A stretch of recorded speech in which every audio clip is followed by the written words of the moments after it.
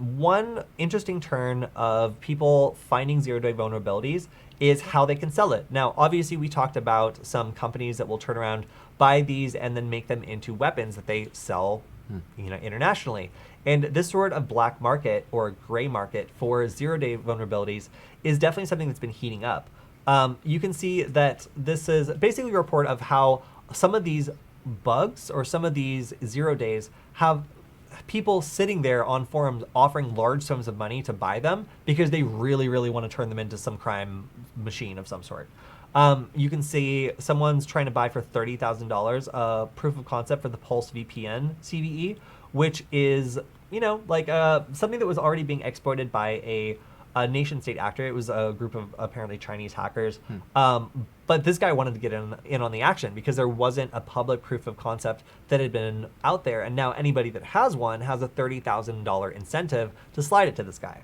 Of course, I have to also point out, there are companies whose entire business is like being at the forefront of this, and they're just like, no, I'll pay for the malware, just give it to me. And then they turn around and they're like, hi, like government, like we are the forefront of research, and we steal bad stuff from hackers and then sell it to you. And then they make another 4 times that much, turning around and selling this proof of concept to a bunch of governments who can still like kind of halfway use it.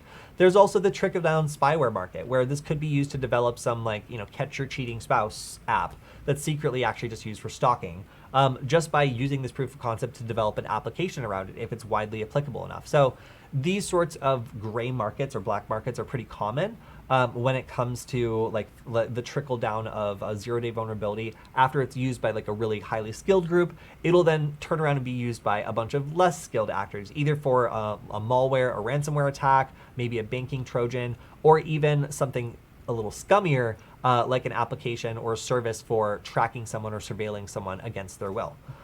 So if you didn't know that marketplace is out there, it is, and the price tags are pretty big. $3 million for no interaction or remote code execution bugs. Wow. Wonder who this was. I could guess, but I would get in trouble.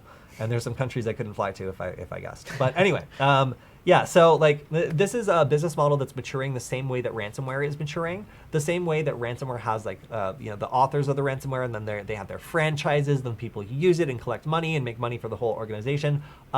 Exploits are kind of developing in a similar way. There's people who make exploits and sell them, and then there's people who buy and develop them. So it's definitely worth something that you should pay attention to, because if there is a nation state actor using some sort of thing that's been partway patched and then they kind of give up on it, you can bet that there's a lot of people who are going to get in on the action while there are still some computers that are vulnerable to it, because they can guarantee access for a certain price tag. And that might be useful for certain entities, depending on what their goals are.